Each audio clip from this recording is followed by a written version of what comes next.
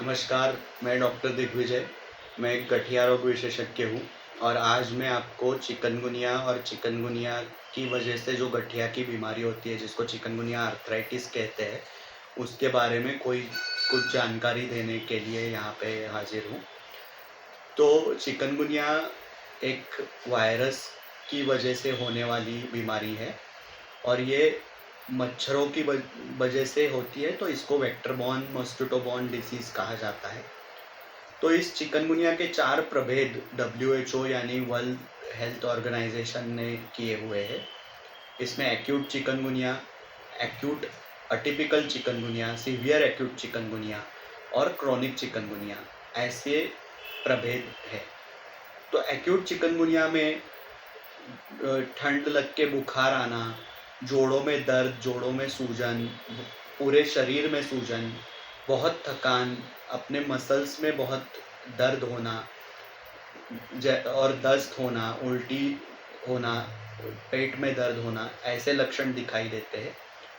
कई बार कुछ सीरियस लक्षणों से भी इस चिकनगुनिया की बीमारी का निदान होता है, जैसे कि इन रुग्णों को हार्ट फेल्योर, झटके आना, जिसको चिकनगुनिया की वजह से हुआ मेनिंगो एन्केफेलाइटिस कहते हैं, न्यूमोनिया जैसे लक्षण, अचानक लिवर में सूजन होना होती है।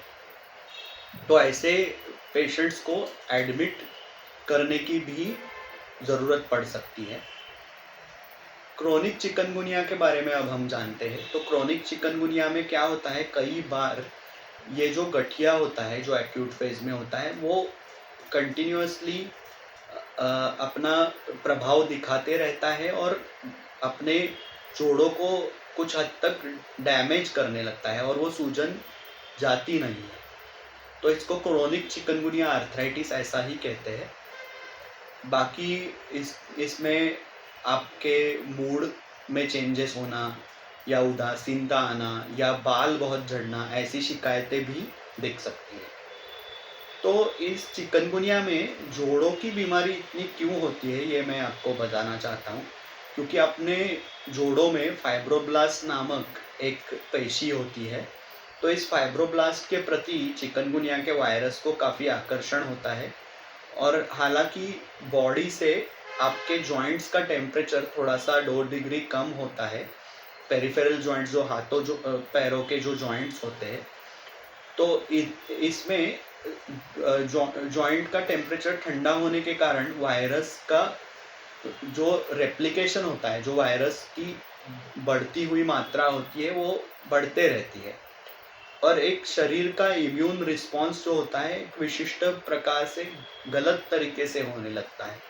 तो इसीलिए जॉइंट में बहुत डैमेज होते रहता है और कई हद तक 50 से 60% पेशेंट्स में ये कुछ पेन किलर्स लेने से, कुछ लोग स्टेरॉइड्स भी देते हैं।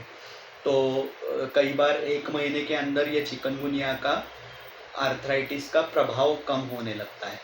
बट कुछ पेशेंट्स ऐसे होते हैं जिनको डायबिटीज़ होता है, किडनी की कोई बीमारी होती है या कोई भी ऐसी बीमारी ना होने के बावजूद भी इम इम्यून डिसरेगुलेशन जो होता है, जो इम्यूनिटी विशिष्ट प्रकार से गलत तरीके से काम करने लगती है, उसकी वजह से क्रोनिक चिकनगुनिया आर्थ्रोपैथी होती है और जॉइंट में जो रूमेटॉइड गठिया जो होता है, रूमेटॉइड आर्थराइटिस, जो गठिया बाय कहते हैं उसको, वैसे वो जॉइंट कंडीशन होने लगती है।